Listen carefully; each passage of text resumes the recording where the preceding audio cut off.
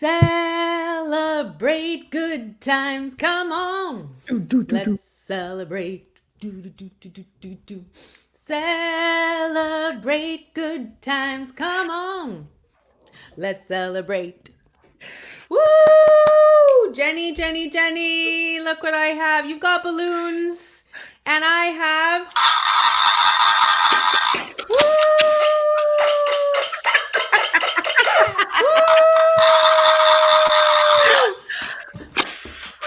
I actually don't think anyone's watching us live at the moment. But in the replay. Welcome everybody to Money and Mindset at 40 Plus, where Jenny and I share our stories so we can invite you to play big while you share your stories. And we're so happy to be here. Why are we celebrating? It's our 20th episode. Woo-hoo! Woo! Put those away now. That's awesome. It's great to be here. We're so happy to be sharing this. And we picked the topic. We said, what can we do on our 20th anniversary that would be really awesome?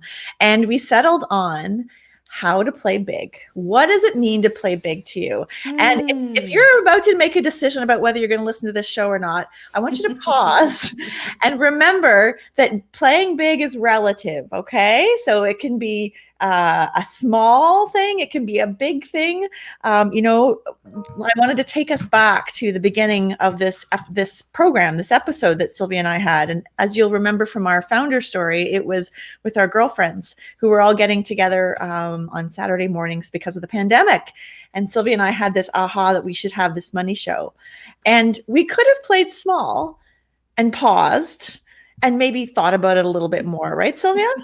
Yeah, we really just launched right in. I think that was that's what we did. The actual first thing we said is, let's do a podcast. Yeah, we did. That's what we said. And that felt way too big.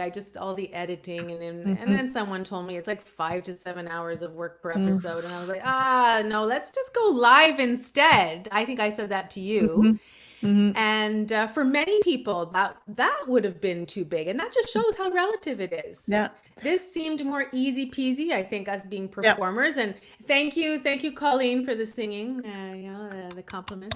But yeah, so going live every week did not seem as big to me than preparing a whole podcast show. But what you said to me earlier was that had you thought about it more, we might not even be here today.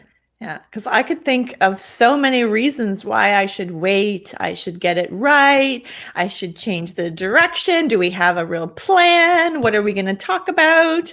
And that would have just completely flummoxed me, to be honest. And I would have found 10 reasons not to do it, Sylvia.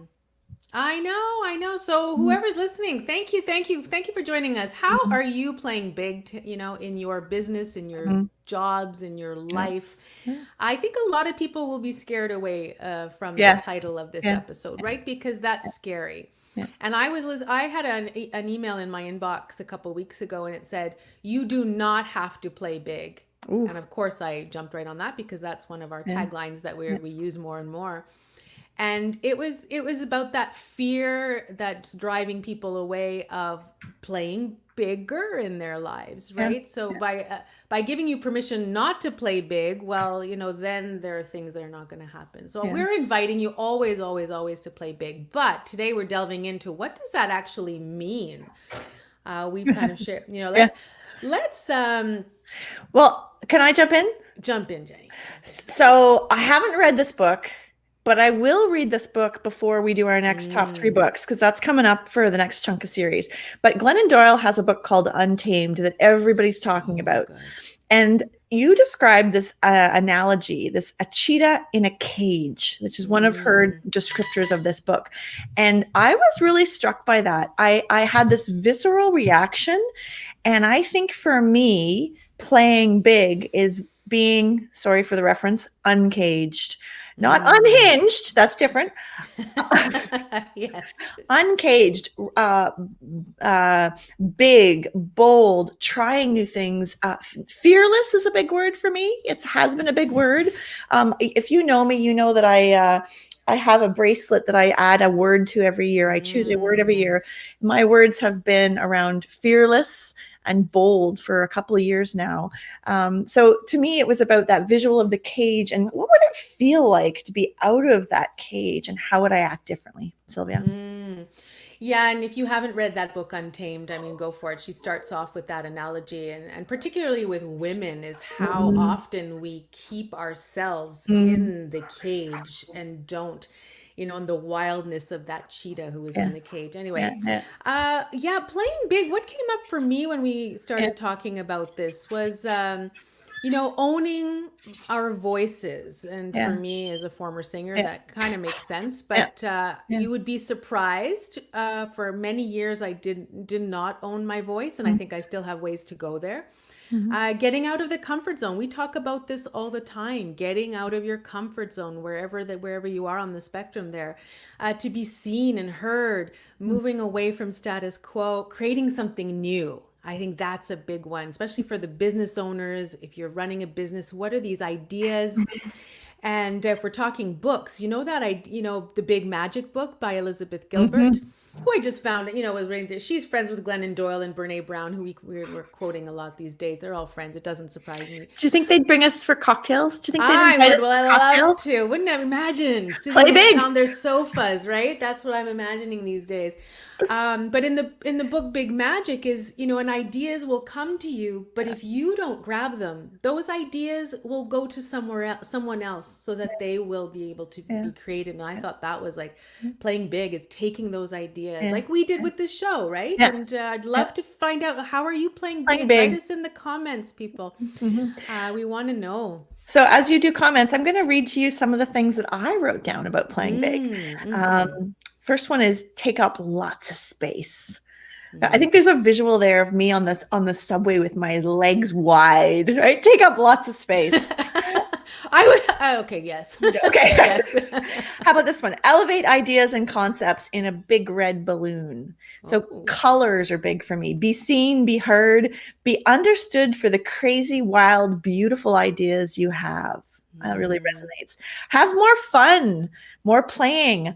Test drive everything, touching everything in the candy store. And my last one was fearless. You know? Hmm. But and you know what comes to mind Yeah. is, if I were 25, I don't know if I Mm, would have had all the courage to do these things now. And this is where we have in our title, Money and Mindset at 40 yeah. plus. I think you get to a certain age, and I always wondered why my mother wore so many colors, and I wore black, in my 20s. I was wearing black a lot, and I see my daughter who's 10 wearing black all the time, and Mhm, I come out with these, sometimes very colorful. I do like color.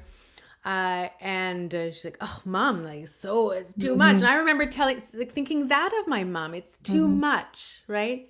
mhm, And being mhm. told we're too much, so it's coming out of the cage. Yeah, and look Oh, at Lucy. Look at Lucy's comment there.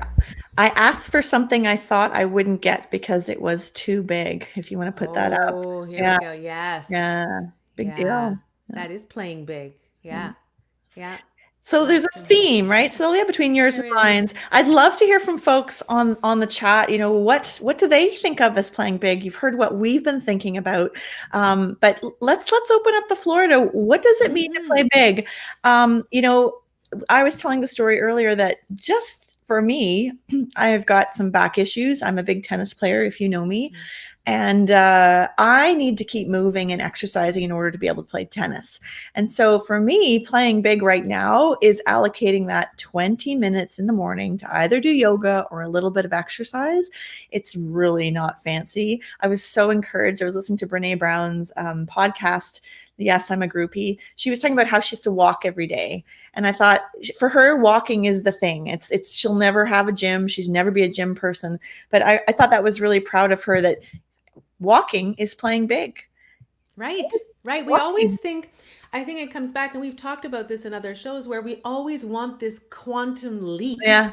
of things. And I just finished another book, and I might have mentioned it, called The Slight Edge, where it's what, like, step by step by step Yeah. by step. Who won the race? The tortoise won the race, not the hare. But we're always like, when like, if playing big, if we say that, and like people are going to think, oh, I'm going to have to take these massive steps, and Yeah. I'm not ready for that. No. Yeah. Yeah. So what are Yeah. the small Yeah. steps today that you can start in your business, in your career, in your relationships, in your life that will over time, like after those small steps, Jenny, every 20 minutes every Yeah. day, over a year, 365 times of doing that, that's hours, Yeah. right? And playing big is the opposite of scarcity. So when we play big, we bring abundance into our lives, whether it's in exercise, whether it's in money. You've heard us talk a lot about money, those little steps of playing big.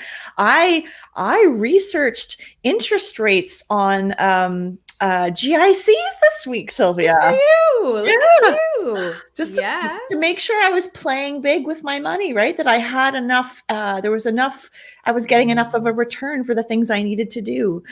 So playing big, that idea of abundance. And let's also add one more layer in. Playing big starts with knowing your worth.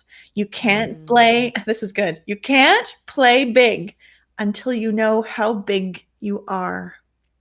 Repeat that one. You can't play big until you know just how big you are. Yeah. So And I think, unfortunately, so many people won't even go there. Yeah. But that's why there's so much, I find so much unhappiness and burnout. And, people are just staying with the status quo because of, it comes back down to, why do we not want to move forward and play big? Fear. All of these comes back down to our stories and that fear. And what we talked about before, overthinking. Yeah. But one thing I like to do is, let's take that. People tend to go to the negative. Well, what if I fail? What if this doesn't go well? What if they hate me? But what if we take that question and start with, what if I become successful in XYZ? What if I find true love? What if I love my new job? What if I start a business and it's like super successful?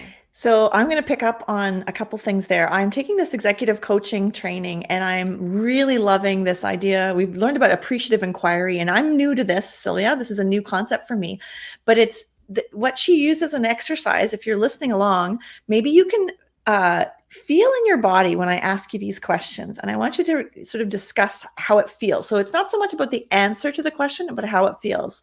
So Sylvia, I'm going to use you because you're there, but if you're listening along, think about yourself. So Sylvia, what do you hate about your doula job? Don't answer. Just feel. Okay, now, Sylvia, what do you love about your doula job? Okay, I want you to talk to me about what you felt difference. Like, I saw a couple things on your face, but I want to see what it felt like. I could feel it. Yeah. Well, at first you're going right to all the negative things and oh my gosh, and then I don't like that. And it just build. But then when you brought it to what do I love about it, I could feel the warmth coming into my chest and focusing on the newborn babies and the love in the room and just all of the things that I love about it. Right? So here's the kicker. I'm a hurdle jumper, folks. So I like to talk about the bad things because that's the way we solve problems. Is it possible, as Lucy's saying around appreciative inquiry, is it possible to frame discussions around what's possible, playing big, rather than what's impossible or what we can't do? And that has been my journey this week. And I just wanted to bring this to the play big conversation today. What's possible? Well, that's what Colleen says here, things turn out better than we, can imagine sometimes, often, most often. And what I found too is that when we jump or step, we don't even have to jump. Let's step. And when we take that step, it's often you're like, oh gosh, I made all these stories up in my mind about this, and this was actually really easy. Let me do this again, right? And then it just becomes... But, in my coaching with my coaching clients, one woman, it's taken her 2 years to get some help with her business. Yep. And then when she finally did it, she was like, wow, look at the results. And I mean, I guess she wasn't ready before, but when she did, she was like, why didn't I do this before? And I said, well, you weren't the same person you were 2 years ago. So let's just celebrate that. But playing big. And then I was like, next time, now she has another decision to make. I said, let's not wait 2 years, right? You remember how you felt remember that, and it goes back to those feelings. And we talked about that last week in gratitude. Yeah. So I'm going to take up on that concept of fundraisers. I work with fundraisers. Playing big for fundraisers often involves asking for more, asking for something more meaningful, asking people to be involved in something. We're always asking for something. Sometimes it's money. But that idea of playing big, helping our organizations imagine what's possible, because often the language in fundraising is about scarcity, it's about cost, it's about overhead, and it's really hard to shift those conversations. So maybe that appreciative inquiry approach, and using the phrase play big, what would we look like as a foundation if we were to play big? Right? What would we look like? What's possible? What could we accomplish together? Because the mechanics of the what and the how, I think it was Margot's comment, what defines our big? I think that's a great, who does? I'd like to think I define my big for today. And my big today is very different than my big when I was 25 years old. That's a really great point.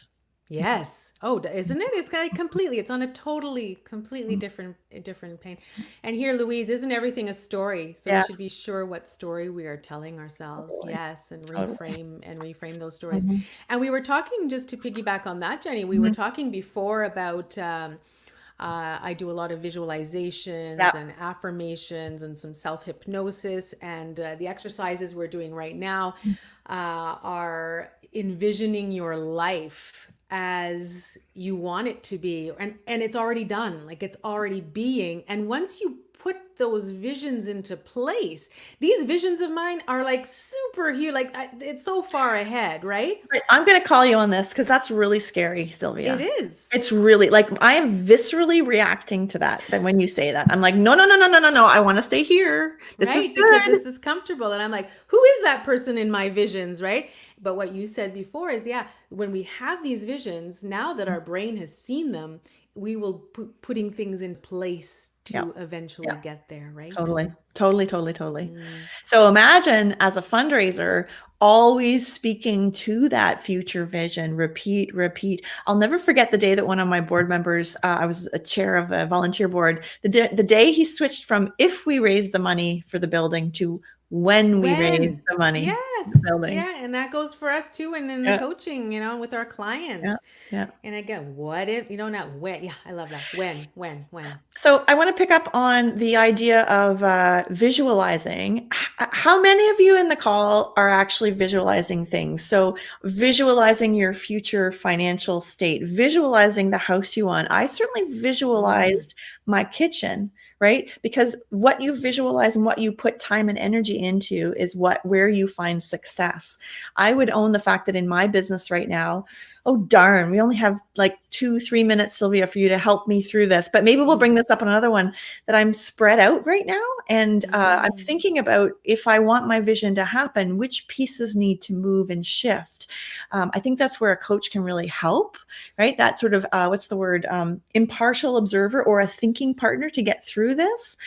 Could be a good girlfriend, to talk something through, to figure out what's most important and where you want to play big. Because I can't play big in everything. I can't keep my kitchen up, can't keep my healthy meals for my family, can't keep my desk cleaned, the animals fed, everybody to whatever activity they need to, and focus on everything. Yeah, and I think that's very normal. I'm not a fan of that word, but that is very normal. And what I would suggest as a quick tip for everybody who does this, because we do see the dust bunnies and the dishes and the whole thing in my life and my romance and my children. Choose one thing. Exactly. Just choose one, and you work on that one thing until you get the results that you want. And that goes for my meditations, right? I'm in my affirmations and visualizations. I'm envisioning right now, I'm working on my business, and then when I achieve those results, I will maybe move to something else, right? But because if you're too all over the place, your mind won't focus, and it needs to have that laser focus to know what to change. Could that be a bit of sabotage? I'm just saying. Is it possible? Do you think, Jenny? All right. So let's do an exercise together, if you will. Let's take a minute You all know I love fortune cookies. I love Chinese food, but I really like fortune cookies. And I love when I go out for dinner with people that don't eat fortune cookies, because then I can like hoard all the fortune cookies. I want you guys that are listening to write your own fortune cookie. Okay. I want you to take a piece of paper. And if you're driving, or listening to us somewhere else, take a minute, or not when you're driving, but afterwards, to really do this, because I want to play with this. And I'm going to do it too, Sylvia. Take a piece of paper and write out your own personal fortune cookie for the week. And I want you to think about how it will empower you to play bigger this week. That's yes. Yeah. I'm sitting there. We're just allowing people to sink in. Yeah, fortune cookies. I didn't do this one before the show. Well, I'm visualizing the cookie, and that, the way that little piece of paper sticks out, like a little tongue, right? And you kind of pull the thing out, and you look for this prophetic thing on the fortune cookie. And the irony is, it really only mirrors what you've been thinking about. Let's be honest. It does. Right? Well, you can, with every message in it, you can relate it back to your life. And it's the same thing. I mean, if I go with, show everybody like my deck of oracle cards, every one every day is resonating, because I can make meaning. What are we making meaning of something, right? It only reflects what the meaning we're giving it in every card. So every cookie. So your homework, write yourself a personal fortune cookie, celebrate and notice where you're playing big. What's on next week? What are we doing next week, Sylvia? I see here starting money conversations, right? Yeah. I'm talking about starting money conversations. But I feel like we need to bookend this episode. We had so much energy at the beginning. Perhaps everyone on the call here and everybody listening can join us in a little bit of celebration as we take us out on the journey. It's still good the second time. It still is. Well, for everyone who missed it at the beginning, go back and watch the replay. I sing. Jenny, what as we're heading out of the show now, what is the one thing that this show has what have you learned from doing this show? 20 episodes in. We're not stopping. Okay. So, you know what I've learned? This is going to laugh. You're going to laugh. I hope you don't laugh. That you are a very special person in my life. Oh, and this is not like blow smoke. I think this is like, I so enjoy spending time with you and sharing things with you and all those of you on the call. But what I've learned is that the people that are around you really affect your energy and your mood. And I'm really glad to have this show in my life every Thursday, just when my mojo is getting a little soft. So that's what I've learned. That's lovely. Thank you. Right back at you.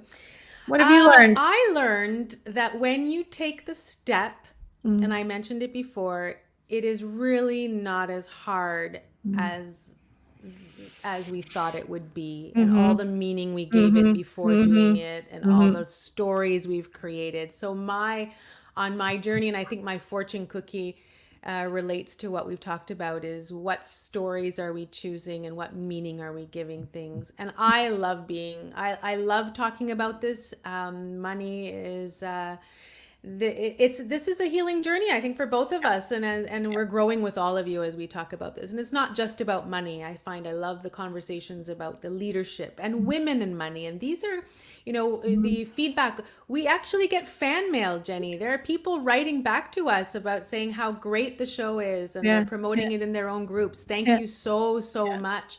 It means a lot. And someone said they're so real. Right? These two, they're so real. And I'm like, well, thank you. Because that means a lot. Thank you for listening, everybody, and celebrating. Some of you, I think, have been on all of our 20 episodes and have watched them all as well. Thank you so much. Thank you. And we're going to catch you next week. See you next week. It's actually inspired by a reader's suggestion. Conversations about money. How do I talk to my husband when I'm the one that actually knows about the money, but he's the one that thinks that he should be controlling the money? To be continued next week. Have a great week. We're going to ask you how you played big this week. And remember, it is just a step. Love it. See you all next week. Bye. Bye-bye.